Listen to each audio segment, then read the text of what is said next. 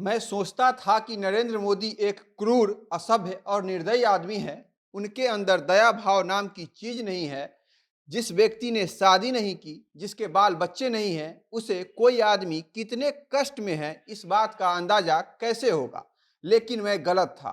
उस दिन जब मेरा राज्यसभा से कार्यकाल समाप्त हो रहा था, तो मोदी जी मेरे लिए नहीं रो रहे थे। 49 साल कांग्रेस में रहने के बाद गुलाम नबी आज़ाद ने जब पार्टी के प्राथमिक सदस्यता से इस्तीफा दिया और जम्मू कश्मीर में नई पार्टी बनाने का ऐलान किया, तभी से कांग्रेस के सभी बड़े बड़े नेता उनके खिलाफ यह आरोप लगा रहे हैं कि गुलाम नबी आज़ाद और नरेंद्र मोदी की सेटिंग हो चुकी है।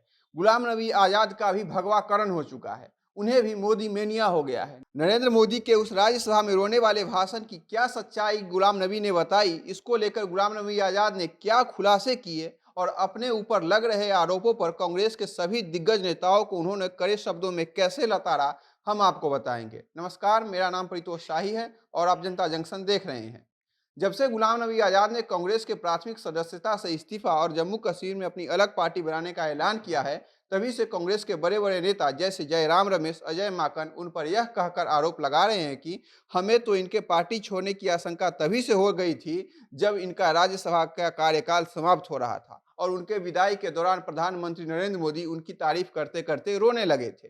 जयराम रमेश ने उनके पार्टी छोड़ने के बाद उनके डीएनए पर ही सवाल उठा दिया है और कहा है कि गुलाम नबी आज़ाद का डीएनए भी भक्तों जैसा हो गया है। प्रधानमंत्री नरेंद्र मोदी ने उनसे काफ़ी पहले ही सेटिंग कर ली थी। अगर सेटिंग नहीं होता तो नरेंद्र मोदी उनके विदाई समारोह में क्यों रोते।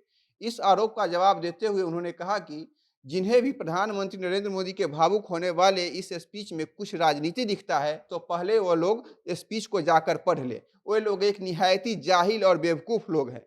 आज़ाद ने कहा कि वह मेरे लिए नहीं रो रहे थे। गुलाम नबी आज़ाद ने यह कहा कि उन्होंने एक घटना के बारे में बात की। शुक्र कीजिए, मैं मोदी जी के बारे में यह सोचता था कि वह एक बड़ा क्रूर और असभ्य आदमी है। उसने शादी नहीं की है, बच्चे नहीं हैं, बीवी नहीं है, तो फिर उसे किसी की परवाह भी नहीं होगी, उसे किसी की चिंता नहीं होगी। लेकिन मैं गलत था। कम से कम उनके अंदर इंसानियत तो है जो उन्होंने उस वक्त दिखाया था जब मैं कांग्रेस से जम्मू कश्मीर में चीफ मिनिस्टर था और गुजरात से आए टूरिस्ट से भरे बस के अंदर कश्मीर में ग्रेनेड से ब्लास्ट हुआ था।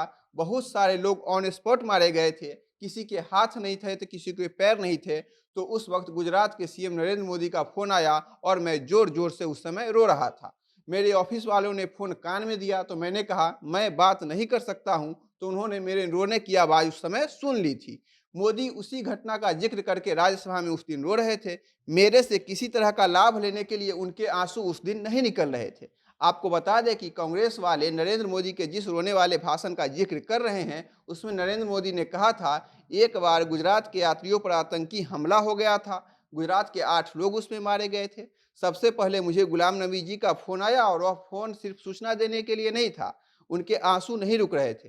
फ़ोन पर उस समय प्रणब मुखर्जी थे, जो उस वक्त डिफेंस मिनिस्टर थे। फिर मैंने फ़ोन प्रणब दा को लगाया और कहा, आप अगर फोर्स का हवाई जहाज़ का इंतजाम कर देंगे तो हम वहाँ से अपने लोगों की डेड बॉडी ले आएंगे। रात हो गई थी, फिर भी प्रणब मुखर्जी ने कहा, आप चिंता नहीं कीजिए, हम सारा बंदोबस्त करते हैं, और फ़ोन काट दिया। कुछ देर बाद फिर गुलाम नबी जी का फ़ोन आया। वह एयरपोर्ट पर थे, वह रो रहे थे। उन्होंने मुझे फ़ोन किया, जैसे आप गुजरात के सभी लोगों को अपना परिवार मानते हैं, उनकी चिंता करते हैं, मुझे भी उनके लिए ऐसी ही चिंता हो रही है। गुलाम ने कहा, इस घटना ने मोदी के लिए मेरे मन में जो कुंठा थी उसे खत्म कर दिया था। आगे आज़ाद ने कहा, मोदी तो बस बहाना है। कांग्रेस तो मुझे तब से परेशान कर रही है जब से G23 ने चिट्ठी लिखी थी। कांग्रेस नेतृत्व तो कभी भी नहीं चाहती थी कि उनके खिलाफ कोई आवाज़ उठाए, उनकी कमियों को गिनाए। इन लोगों का रवैया पूरी तरह से एक तानाशाह जैसा है। पार्टी को एक अयोग्य नेता और उनके कुछ चापलूस चला रहे हैं, जो पूरे दिन चापलूसी करते नहीं थकते हैं। चापलूस और अयोग्य किसे ठहराया जा रहा है, आप समझ ही गए होंगे। आज़ाद जल्द ही पूरे जम्मू कश्मीर में घूमकर अपने पार्टी का प्रचार शुरू करने वाले हैं। कांग्रेस के द्वारा लगाए जा रहे आरोप पर उन्होंने जो जवाब दिया है, उस पर आपका क्या कहना है, हमें कमेंट बॉक्स में बताइएगा। बाकी खबरों के लिए बने रहिए हमारे साथ। देखते रहिए जनता जंक्शन। कैमरे के पीछे हमारे सहयोगी हैं विशाल।